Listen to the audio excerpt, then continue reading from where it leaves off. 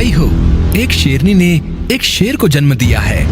महाराज, महारानी जयवंताबाई ने पुत्र को जन्म दिया। जिस तरह सूरज अपनी चमक से धरती को रोशन करता है, उसी तरह मेरा पुत्र अपने शौर्य प्रताप से मेवाड़ को रोशन करेगा। अतः मेरे इस पुत्र का नाम प्रताप होगा, कुंवर प्रताप सिंह।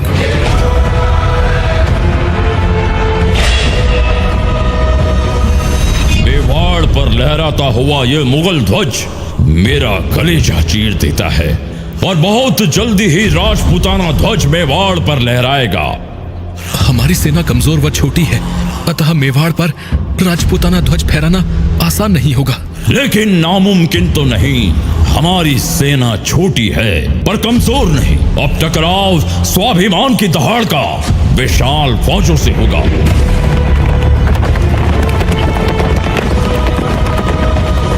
जहांपना, सूचना मिली है कि प्रताप सिंह सेना को संगठित करने में जी जान से लगे हैं। प्रताप सिंह की बहादुरी के किस्से तो बहुत सुने हैं, पर वे हमारी विशाल सेना के आगे नहीं टिक सकते। मान सिंह, आप महाराणा प्रताप सिंह के पास अधीनता स्वीकार करने का प्रस्ताव लेकर जाइए। महाराणा प्रताप के चचेरे भाई प्रस्ताव लेकर जाते हैं। प्रताप, आप मुगलों की सत्ता स्वीकार कर लें, अन्यथा आपको भारी हानि का सामना करना पड़ेगा। हम युद्ध नहीं चाहते, पर हम विवश हैं। महाराणा प्रताप अधीनता से बेहतर मृत्यु लोक जाना पसंद करेगा। तो एक दिन आपकी इच्छा जरूर पूरी होगी। हम राजपूत हैं, राजपूत। हम संघर्ष व चुनौती से नहीं भागते। हम तुम्हारी तरह कायर नहीं जो मुगलों के हाथों बिक जाएं। तो ठीक है, अगली मुलाकात युद्ध भूमि में ही होगी। जहांपना, महाराणा प्रताप किसी भी तरह हमारी अधीनता को स्वीकार करने हेतु तैयार नहीं। क्या स्वीकार नहीं की? उनकी इतनी हिम्मत। मान सिंह, अपने नेतृत्व में युद्ध की तैयारी कीजिए। आप हमारी विशाल सेना के सेनापति होंगे। अब मान सिंह मुगल फौज लेकर मेवाड़ पर विजय पताका फहराने के उद्देश्य से निकल पड़ते हैं। महाराज की जय हो। मान सिंह विशाल सेना के साथ मेवाड़ की ओर बढ़ रहे हैं। वीरों, युद्ध के लिए तैयार हो जाओ। मेवाड़ पर हमारे विजय का ध्वज अवश्य फहराएगा।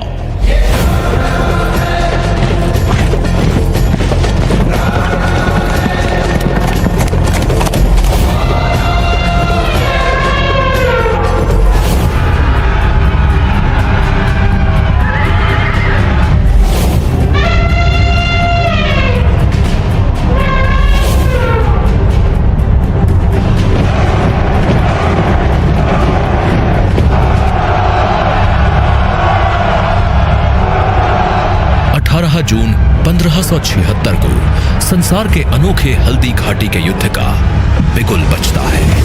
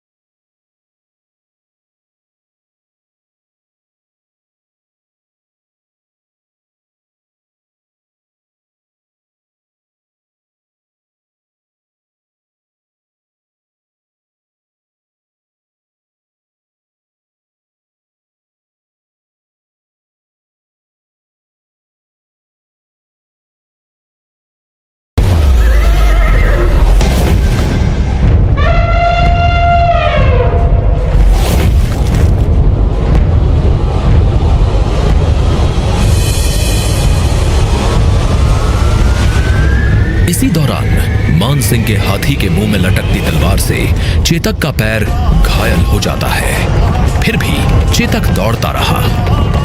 घायल चेतक पर सवार महाराणा प्रताप विशाल सेना से लड़ते लड़ते पर्वतों की ओर निकल पड़ते हैं।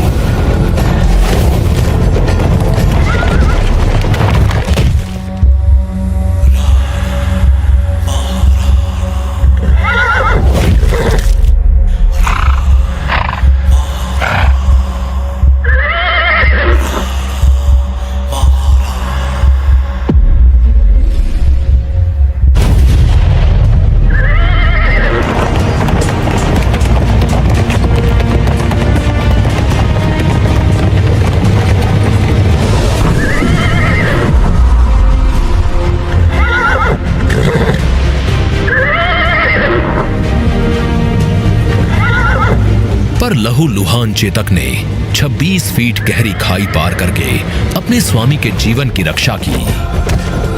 महाराणा प्रताप चेतक को गले से लगाकर उसके दर्द को देखकर रो पड़ते हैं।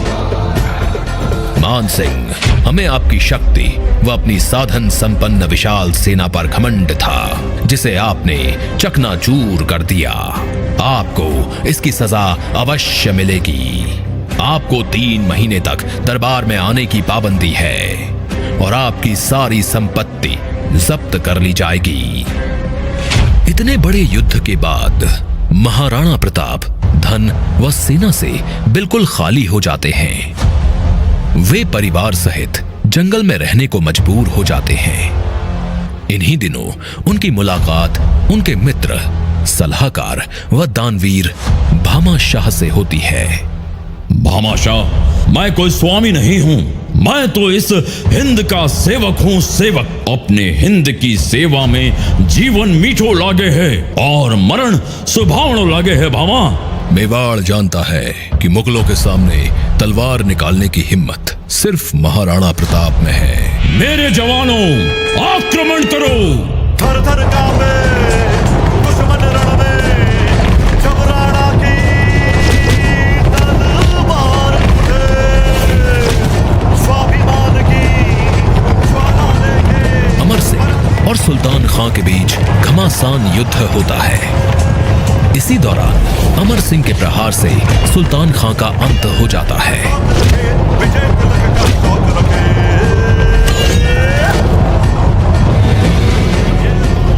बहलोल खां, कायरों की भांति पीछे से नहीं, सामने से वार करो, सामने से। किसका किसके हाथों अंत होगा, इसका जल्दी ही फैसला हो जाएगा।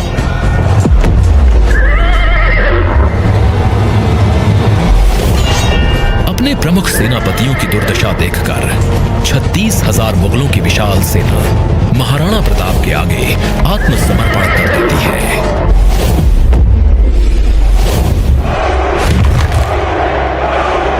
प्रताप सिंह बहादुर व साहसी हैं, लेकिन हमें यह उम्मीद नहीं थी कि हमारी विशाल सेना उनकी हिम्मत के आगे घुटने टेक देगी। महाराणा प्रताप ने दिवेर के किले पर राजपूताना ध्वज फहराकर मेवाड़ की खोई हुई चमक वापस ला दी।